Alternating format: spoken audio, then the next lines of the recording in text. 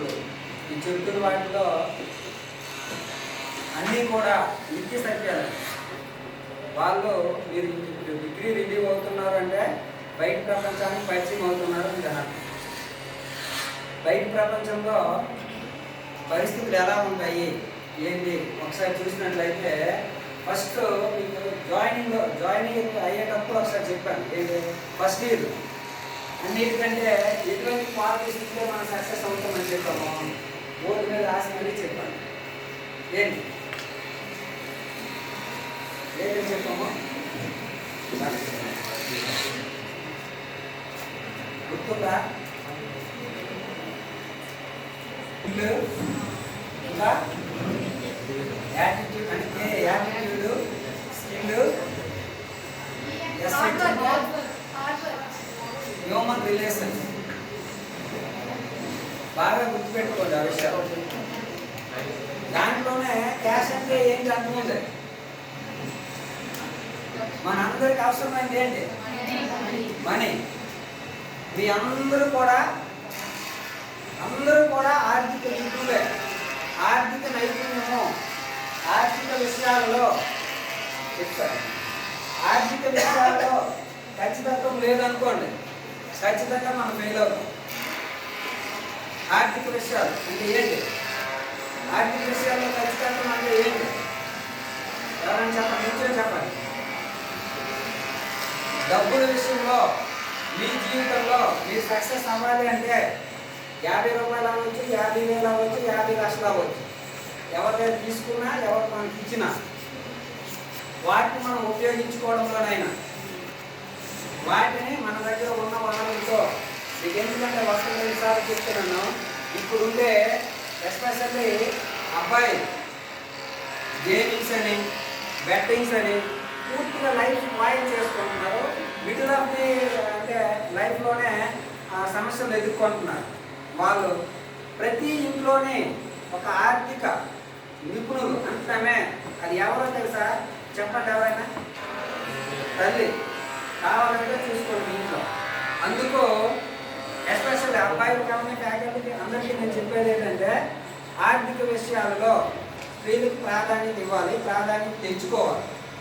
మీకు ఆర్థిక విషయాల్లో ప్రాధాన్యత రావాలంటే ఏ విధంగా తెచ్చుకుంటామో మన ఇంట్లో ఉన్నారు. ఇప్పుడు వాళ్ళు పనికి వెళ్ళి వస్తారు, అంటే సమ్ అమౌంట్ సంపాదిస్తారు.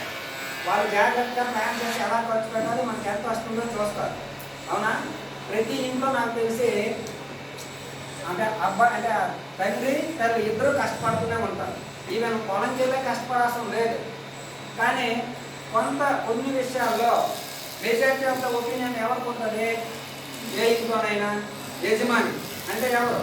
మన తెలుగులో అంటే పేరెంట్కే ఎక్కువగా ఉంటుంది. కానీ కొన్ని నిర్ణయాలు తీసుకునేటప్పుడు ఇద్దరు కలిపి తీసుకోవాలి. చాలా నిర్ణయాలు ఆర్థికంగా నవ్వని, మానసికంగా నవ్వని ఎక్కువగా స్ట్రాంగ్గా ఉండేవాళ్ళు ఎవరంటే మీరే, అంటే స్త్రీలే. పక్కాగా చెప్తున్నాను. మీరందరూ కూడా గమనించాలి. అందుకు మన చుట్టుపక్కల ఉండే ఆర్థిక విషయాల్ని ఖచ్చితంగా సార్ చెప్పారు. ఖచ్చితత్వం అనేది రియాలిటీ. ఇప్పుడు మీరు ఎవరెవరు ఏంటి, మీ లక్ష్యాలు ఏంటి అని ఒకసారి చెప్పగలిగితే దానికి తగినట్టుగా సలహాలు మేము ఇవ్వగలం. మీరు ఇప్పుడే సొసైటీలో బయట పెడుతున్నాం. మీ లక్ష్యాలు మనం ఏం చేయాలనుకుంటున్నాము. ప్రతి ఒక్క స్త్రీకి, పురుషుడికి, అందరికీ కూడా మీ ఒపీనియన్స్ ప్రాధాన్యత రావాలంటే మీకు ఇండివిజువల్గా ఆర్థికం అంటే ఏంటి? డబ్బులు సంపాదించిన రోజు మీకు పూర్తి ఆర్థిక స్వేచ్ఛ అన్ని రకాలుగానండి. మీ అభిప్రాయానికి స్వేచ్ఛ అన్నీ వస్తాయి. కావాలంటే మీరు గమనించండి, మీ ఇంట్లో చూడండి. అవి రావాలంటే ఎలా వస్తాయి?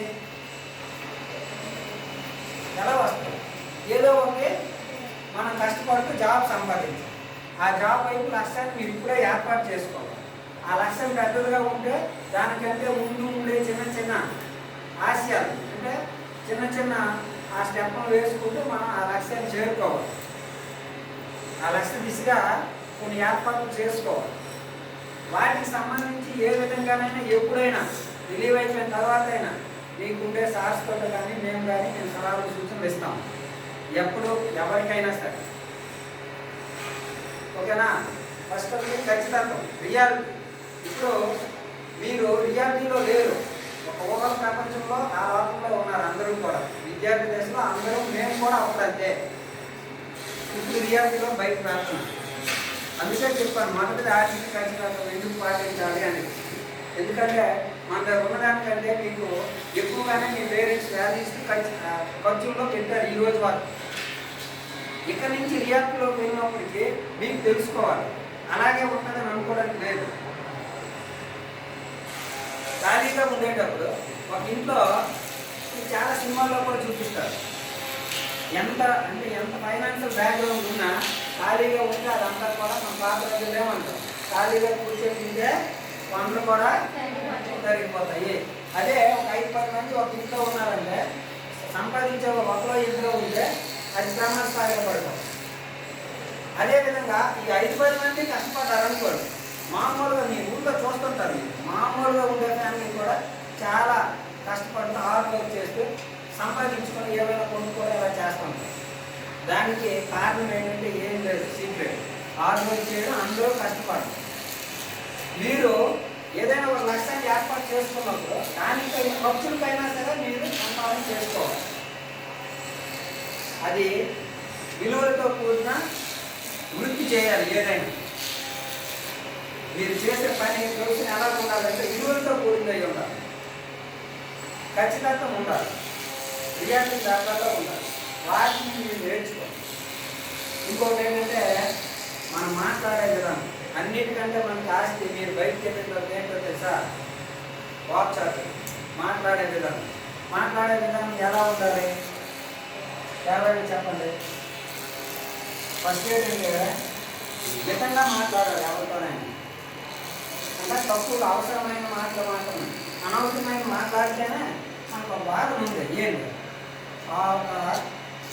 ఆర్థిక శాస్త్రంలో లేడీస్ గురించి మాట్లాడితే 8 మంది మాట్లాడతాం.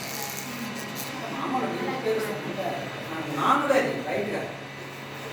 అది అవసరమైన వస్తే పర్వాలేదు.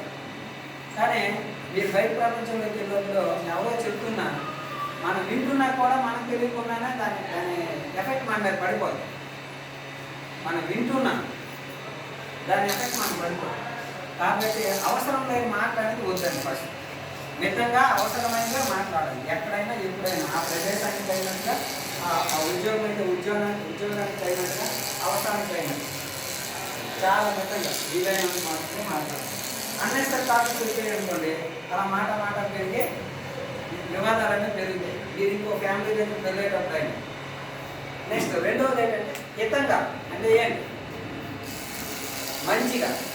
మంచిని చేకూర్చేలా ఉండాలి. ఈ వర్డ్స్ పాజిటివ్ వర్డ్స్ అంటాయి కదా మనం రోజు చూసుకునేవి, పాజిటివ్ వర్డ్సే. ఎందుకు అంటే మీకు ఇంత ముందు కూడా చెప్పాను, I know the value of words. Words can break you, make you, damage you. కావాలంటే గుర్తుపెట్టుకోండి, మనం ఆడే మాట బయట అంటే ఎలాంటిదంటే మనం ఏమంటే డామేజ్ చేయొచ్చు, లేదా మనల్ని తయారు చేయొచ్చు. మనం ఆడే రిలేషన్ పక్కన ఉండే వాళ్ళతో మనం ఆడే మాట మనల్ని తయారు చేస్తుంది, ఉన్న స్థితిలో తీసుకెళ్తుంది. కాబట్టి వాటిని ఎప్పుడు కూడా ఈ వర్డ్స్ అనే వాటిని మాటల్ని ఎలా వాడమన్నాం? హితంగా, మంచిగా లేదా పాజిటివ్గా మాట్లాడండి ఏ విషయమైనా. నెక్స్ట్ మూడోది ఏంటి? మీరు మాట్లాడే మాటలు ఎలా ఉండాలంటే ఉపయోగించే వాక్యాలు చదువుకున్నాం. మన ఊళ్ళో చెప్తుంటారు, నువ్వేం చదువుకున్నావు లేదా అలా మాట్లాడుతున్నావు అంటే చాలా ఆకర్షణీయంగా మాట్లాడాలి. కానీ వల్గర్ లాంగ్వేజ్, వేరే అన్నెసరీ అంటే వర్డ్స్ అవి ఉపయోగించుకోవాలి. వాటి వల్లే మన నేమ్ అండ్ ఫేమ్ కూడా డ్యామేజ్ అవుతుంది. అందుకు అందరూ కూడా ఆకర్షణీయంగా, అవసరమైంది తక్కువగా మాట్లాడడం, ఆకర్షణీయంగా మాట్లాడాలి. మనం చేసే పని వల్ల తలెత్తుకునేలా ఉండాలి. మనం ఖచ్చితంగా మాట్లాడేటప్పుడు చూడండి, ఐ కాంటాక్ట్ మెయింటైన్ చేస్తూ అందరితో క్షుణ్ణంగానే చూస్తూ మాట్లాడగలం. అదే ఏదైనా తప్పు కానీ ఏదైనా సబ్జెక్ట్ లేకపోయినప్పుడు కానీ మీరు వచ్చేట్లు మాట్లాడండి అంటే చాలామంది కిందకి నేర్చి ఇలా మాట్లాడరు. దాని మీద అవగాహన సబ్జెక్ట్ నాలెడ్జ్ లేనప్పుడు అలా మాట్లాడాలి అంటే ఇంకేం లేదు. మాత్రం కాన్ఫిడెన్స్ లెవెల్ ఉన్నా క్లియర్గానే అందరినీ చూస్తూ ఆ అవగాహన ఉంటే అందరితో ఐ కాంటాక్ట్ మాట్లాడాలి. అందుకు నేను చెప్పేది ఏంటంటే అందరూ కూడా మనం మాట్లాడే విధానం ఎలా ఉండాలంటే ఎదుటి వాళ్ళని ఆకర్షించే విధంగా ఏ వృత్తిలో ఉన్నా మాట్లాడడం అనేది మాట్లాడాలి. ఇంకోటి ఏంటంటే మీరందరూ కూడా ప్రతి ఒక్కరూ చిన్నదో పెద్దదో ఒక ఆశయం పెట్టుకుంటారు, లక్ష్యం పెట్టుకుంటారు, గోల్. దానికి రీచ్ అయ్యే విధంగా ప్రయత్నాలు చేయండి. మీకు పరిస్థితులు అనుకూలించవు, చాలా మాత్రం అనుకూలించిన పరిస్థితులు ఎక్కువ ఉంటాయి. ప్రతికూల పరిస్థితులే మీకు ఎదురవుతాయి మీరు డిగ్రీ రిలీవ్ అయిన తర్వాత. కారణం ఏంటంటే అప్పుడే పర్వాలేదులే అని మీరు ఇంతవరకు టైం మామూలుగా గడిపారు.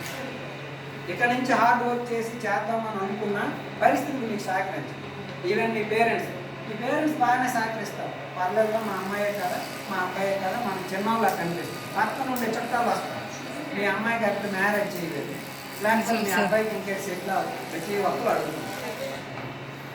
అప్పుడు వాళ్ళ ఆలోచన మారుతుంది.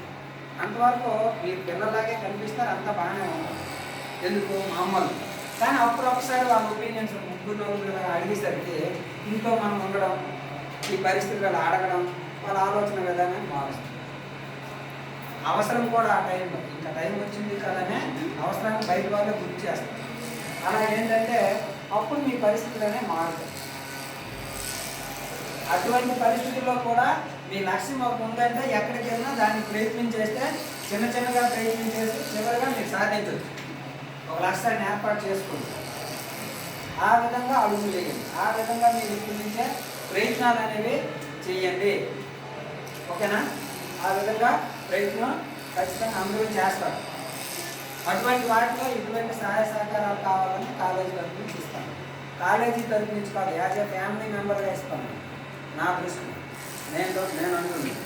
ఇంకోటి ఏంటంటే కాలేజీ నుంచి బయటకు వెళ్ళిన తర్వాత మీరందరూ కూడా ఏ విధంగా మీ యొక్క ఏదైనా విలువలు, పేరు, ప్రత్యేకతలు వస్తే ఫస్ట్ మీ పేరెంట్స్, తర్వాత మీరు చదువుతున్నటువంటి పాత విద్యా సంస్థలకి లేదా వ్యవస్థ, స్కూల్ అయితే స్కూల్, ఫలానా వాడు ఇక్కడ లోకల్లో ఒక అబ్బాయి సివిల్ సర్వీస్ సాధించిన వెంటనే ఆ అబ్బాయి ఫలానా స్కూల్లో చదివాడు లేదా ఫలానా పేరెంట్స్ అని అంటారు. అవునా కాదా? వెంటనే అంటారు ఆ బ్యాచ్ మొత్తం ఫలానా అంటే సెటిల్ అయిన వెంటనే వాళ్ళు మన వాళ్ళు అని అనుకునే పరిస్థితి ఉంది. కాబట్టి మీ ఇంటికి మీరు పేరు ప్రత్యేకత తీసుకురావడంలో బాధపడతారు. దాంతోపాటు ఆర్థికంగా మీకు ఎవరికైనా సరే ఒక ఎంప్లాయ్మెంట్ వచ్చింది అనుకోండి, ఒక ఎంప్లాయ్మెంట్ మీ ఇంట్లో మీ ఫ్యామిలీలో ఎవరితో ఒకరికి వస్తే ఆర్థికంగా అంతవరకు ఒక 50,000 1,00,000 రూపాయలు ఇవ్వడానికి ఇబ్బంది పడిన వాళ్ళు 2 లక్షలు 3 లక్షలు కావాలని ఇస్తారు. అప్పుడు ఏంటి అవుతుంది? ట్రస్ట్ ఏర్పడుతుంది. వాడు ఉద్యోగం ఉంది, ఆ అమౌంట్ అనేది మనకి తీర్చగలుగుతారు, పర్వాలేదు. అంటే మీ ఆర్థిక స్థితిగతులను మెరుగుపరుచుకోవాలంటే ఎంప్లాయ్మెంట్ అవసరం, ఒక సెటిల్మెంట్ అవసరం. దాన్ని దీర్ఘకాలికంగా లేకపోతే స్వల్పకాలికంగా సాధిస్తారని మీరు చేసే హార్డ్ వర్క్ మీరు వేసుకున్న టైంలో ఉంటారు, అది మీ కృషిలో ఉంటుంది, అది మీ ప్రయత్నంలో ఉంటారు. ఆ ప్రయత్నం అనేది అందరూ చేయాలి. చిన్నగా ప్రయత్నం చేసినా సరే ఎంప్లాయ్మెంట్ కాకపోతే ప్రొఫెషన్. మీరందరూ కూడా మనకి గవర్నమెంట్ కూడా చెప్తుంది, మన స్టాఫ్ చెప్తున్నారు, అందరూ చెప్తున్నారు స్కిల్ అని. స్కిల్ అంటే ఏంటి అసలు? మీరు ఎవరైనా నిజం చెప్తారా? స్కిల్ అంటే మీరు స్కిల్స్ అనేవి ఎప్పుడూ మనకు ఉపయోగపడుతుంది. జీవిత కాలం లైఫ్ మాట్లాడటప్పుడు ఆకర్షణీయంగా మాట్లాడడం స్కిల్, అనవసరంగా అది ఒక స్కిల్. అదే అంటే మాట్లాడే కదా స్పోకింగ్ స్కిల్స్ అంటాం కదా, స్కిల్స్ అంటాం, అదే నైపుణ్యాలు తెలుగులో లాంగ్వేజ్తో సంబంధం. ఓకే, పని చేయడంలో స్కిల్ అంటే ఏంటి? ఏదైనా ఒక పని ఖచ్చితంగా చేయాలి, సరైన టైంలో చేయాలి. ఇప్పుడు రోజువారీ కూలికి మన పేరెంట్స్ వెళ్తున్నారు అవ్వడానికి, అందులో బాగా ఎవరు చేస్తారో, ఎక్కువ పని ఎవరు చేస్తారో, ఆ రోజు 365 రోజులు పని ఉంటుంది. సరిగ్గా పని చేయకపోతే పూర్తిగా 365 రోజుల్లో సగం పని అంటే డిమాండ్ దమ్ముల టైంలోనో లేకపోతే ఏ టైంలో అలాంటి టైంలోనో ఎక్కువ పని ఉంటుంది తప్ప మిగతా టైంలో పని ఉంటుంది. ఇంకా ఒక మేస్త్రి ఉంటాడు, బాగా చేసేవాడికి ఎక్కువ పనులు చెప్తారు, అందులో స్కిల్. అలాగే డ్రైవింగ్ బాగా సేఫ్గా తీసుకెళ్తాడు, సరైన టైం తీసుకెళ్తాడు అనే వాళ్ళకి డ్రైవింగ్ చేసేవాళ్ళు అందులో స్కిల్. మీ అందరూ కూడా ఖాళీగా ఉండకుండా ఒకవేళ మీ ఎడ్యుకేషన్ తగినట్టు ఇందులో చాలామంది డిగ్రీలో ఉన్నాయండి బ్యాక్లాగ్స్, లేదంటే కొంతమందివే ఉన్నాయి. ఆ ఉండేవాళ్ళు కూడా ఏది చేస్తే బాగుంటుంది, ఎలా ప్లాన్ చేయాలి, మీ అందరూ ఇంటికి ముందు ఆర్థికంగా సపోర్ట్ చేయాలి అని నేను చెప్పాను. ఏదో ఒక పని చేసుకుంటూ చదువుకోండి, పార్ట్ టైం జాబ్ చేసుకుంటూ చదవండి, చదువుతూ ఇంటికి యాక్టివ్ అవుతారు. ఇది కూడా డిగ్రీ కూడా కంప్లీట్ అవుతుంది. ఎందుకు కంప్లీట్ చేయాలి అంటే ఎప్పుడు కూడా హైయర్ ఎడ్యుకేషన్ అనేది అంటే ఎడ్యుకేషన్ గివ్స్ చాలా ఇస్తుందండి. ఎడ్యుకేషన్ అనేది మంచి పొజిషన్స్ ఇస్తుంది.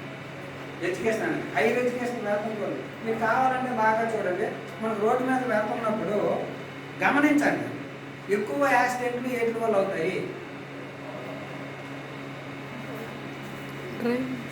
రోడ్డు మీద వెళ్తున్నప్పుడు సాధారణంగా మీ ఒపీనియన్ చెప్పండి, ఎక్కువగా మీకు కనిపిస్తుంటాయి స్పీడ్గా అంటే వెహికల్స్ని డైరెక్ట్గా అడిగాను అంటే స్పీడ్గా రావడం వల్ల జరుగుతాయి, రూల్స్ పాటించడం అంతా వదిలేదు. ఈ రూల్స్ పాటించిన వాళ్ళు స్పీడ్గా వెళ్ళే వాళ్ళు వీళ్ళందరూ అంటే ఏ వీళ్ళు ఏ వెహికల్స్ ఎక్కువ నడుపుతుంటారా? బైక్స్. Okay right. కొంత ఇంకా ఏంటమ్మా? ఫోకస్. ఓకే ఇంకా మీరు రారే మీరే చెప్తున్నారు, బయటికి చెప్పండి. అంటే ఎవరిని ఉద్దేశించి కాదు, ఎక్కువగా గమనించండి, చెప్తాను వినండి. ట్రాక్టర్స్, లారీస్, ఆటోస్, లారీలు, ఈ డ్రైవర్లే తక్కువ క్వాలిఫికేషన్ మీద వెళ్తారు. మీరు గమనించాలి. మనం ఎక్కువగా ఎందుకు చదవాలంటే ఎడ్యుకేషన్ ఎలా ఇస్తుంది, వాటికి రూల్స్ అవని, పొజిషన్స్ అవని అన్నీ కూడా ఇస్తారు. ఈ మూడింట్లో ఉండేవాళ్ళు తక్కువగా చదివే వాళ్ళు ఉంటారు. కావాలంటే చూడండి, అబ్జర్వ్ చేయండి, ఒకదానికి ఒక లింక్ చేయండి. అంటే ఎడ్యుకేషన్ అనేది ఏ విధంగా మన బిహేవియర్ని, మన ప్రవర్తనని అన్నింటినీ కూడా మౌల్డ్ చేస్తుంది అని చెప్పడానికి నేను చెప్తున్నాను. అంటే 10th క్లాస్తో ఆడిన వాళ్ళకి మీ అంత నాలెడ్జ్ కానీ మీలాగా బిహేవ్ చేసే విధానం కానీ రాదు. లేదు అంటే వాళ్ళకి జరిగే కొన్ని సంఘటనల వల్ల మారిపోవచ్చు, ఎవరైనా కొన్ని సంఘటనల వల్ల మారిపోవచ్చు. కాబట్టి మీరందరూ కూడా ఎటువంటి స్థితిలో ఉన్న ఎడ్యుకేషన్ అనేది కొనసాగించండి. ఇప్పుడు సార్ చెప్పారు తెలుగు మాస్టర్ ఏంటి పీజీలో ఇలా చేసామని. మేము పీజీ ప్రిపేర్ అయ్యేటప్పుడు డిగ్రీ చదివినప్పుడు ఈసారి అదే చక్రి మాస్టర్ నేను అంటే అందరం ఒకే దగ్గర ఇక్కడే రూమ్లోకి ఉంటూ చదివాము. సెల్ఫ్గా ఏంటది ఈ కూడా చేసుకుంటూ ఈ స్కూల్లోనే 250 నా జీతం అవుతుంది. ఈ స్కూల్లో పనిచేశాను. అయితే నాకు ఎలాగ ఈ అవకాశాలన్నీ వచ్చాయి అంటే అంతకుముందు ఇంటర్మీడియట్లో చదువుతున్నప్పుడు మా ఇద్దరు క్లాస్మేట్స్ జనార్దన్ మాస్టర్ నేను ఇంటర్మీడియట్ మొత్తం మీద ఎన్ని రోజులు క్లాస్కి వచ్చానండి. అంటే ఇటువంటి జనరల్గా మీరు రిలీవ్ అవుతున్నారు కాబట్టి మీతో మాట్లాడు బాగా వేస్తే 2 months మిగిలిన రోజులన్నీ పనికి వెళ్ళి చదివారు. అంటే మీరు ఎక్కడో అంటే మీరు ఏంటి రెండు నెలలే కాలేజీకి వెళ్తున్నట్టే అని గవర్నమెంట్ కాలేజీలో 2 నెలలే వెళ్ళాను. సార్స్ని కూడా మేనేజ్ చేసుకుని అంటే అడ్జస్ట్మెంట్ చేసుకుంటూ మిగతా టైం వల్ల పనికి ఇక్కడ ఉండే సార్స్ అందరికంటే క్రింది స్థాయిలో ఉండేవాళ్ళు. ఇది ఓపెన్గా చెప్తున్నాను, అదే రియాలిటీ, ఉన్న రియాలిటీ అండి. దానికి ఏదో చెప్పుకోవడానికి ఏం లేదు, గొప్పగా లేకపోతే ఇంకేదో అనుకోవడానికి లేదు, ఏం లేదు. ఇక్కడ ఉండే సార్స్ అందరికంటే రియాలిటీ అది. ఆ తర్వాత ఉండే హార్డ్ వర్క్ అనేది మీకు చెప్పాము, స్కిల్స్ మనకి ఏది ఉన్నా నేర్చుకోవడమే, ఖాళీగా ఉండకూడదు. ఆ 250K జాయిన్ అయ్యాము. తర్వాత క్వాలిఫికేషన్ పెంచుకోగలిగాము. తర్వాత యూనివర్సిటీలో ఒక 2 పీజీలు చేసుకున్నాము. బయట పీజీలు ఖాళీగా లేకుండా హైయర్ ఎడ్యుకేషన్ ఎలా మనకి ఇస్తుందని నేను చెప్తున్నాను. అప్పుడు ఎక్కడే చూడగా తర్వాత పీజీ అయిందంటే సార్స్గా లెక్చరర్గా వచ్చాను.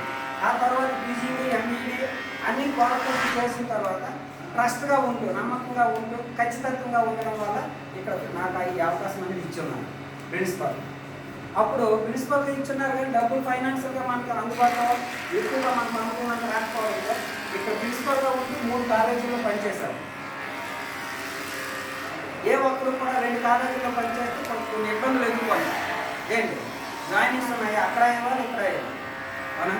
లేకపోతే ఏదైతే సొల్యూషన్ వాటిని కూడా మేనేజింగ్ స్కిల్స్ మేనేజ్ చేస్తూ అక్కడ ఇక్కడ చేస్తూ తర్వాత పొజిషన్ వచ్చేటప్పుడు అవకాశం వచ్చేటప్పుడు ఇక్కడ ఉన్నాం. అలా ఏంటంటే డెవలప్ చేసుకోవటం. అందుకు మీకు నేను చెప్తుంది ఏంటంటే కష్టపడేవాళ్ళు హార్డ్ వర్క్ చేసేవాళ్ళు చిన్న చిన్న ఫెయిల్యూర్స్ ఉన్నా ఏమీ సమస్య లేదు. ఇంటర్మీడియట్లో ఫెయిల్ అయ్యాము, ఎక్కడో ఫెయిల్ అయ్యాము, అవన్నీ ఇబ్బంది పడదు. నేనైతే ఇంటర్మీడియట్లో కూడా ఫెయిల్ అయ్యాను, మళ్ళీ పాస్ అయ్యాను. అంటే డిగ్రీ ఉండొచ్చు, అయితే ఫెయిల్ లేదు. ఏదైనా ఎడ్యుకేషన్ పరంగా మీకు చెప్తున్నాను. మీ అందరూ కూడా బయటకు వెళ్తున్నారు కాబట్టి, ఢిల్లీకి అవుతున్నారు కాబట్టి ఎడ్యుకేషన్ అనేది కంటిన్యూ చేయండి. మీకు అవకాశం లేనప్పుడు డిస్టెన్స్ చేయాలి.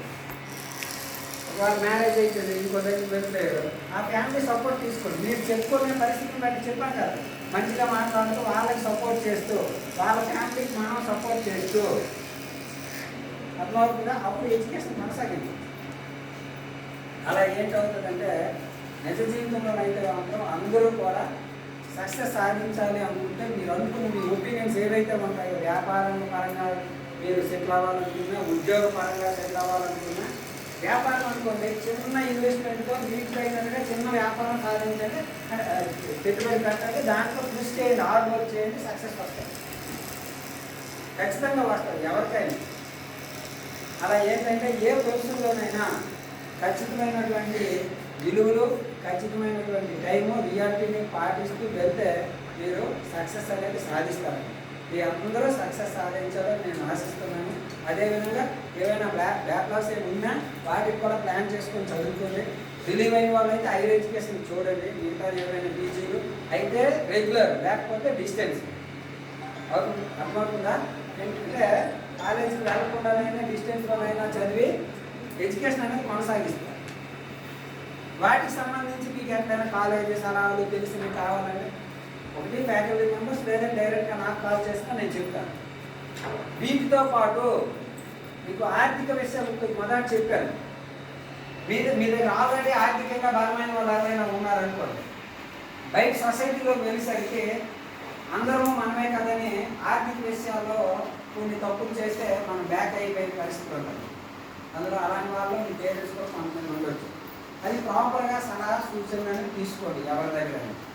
ఆర్థికంగా ఏదైనా వ్యాపారం చేసేటప్పుడు, వ్యవహారం చేసేటప్పుడు నలుగురు అడిగి చేయండి, బెస్ట్గా ఉండే చేయండి ఫస్ట్.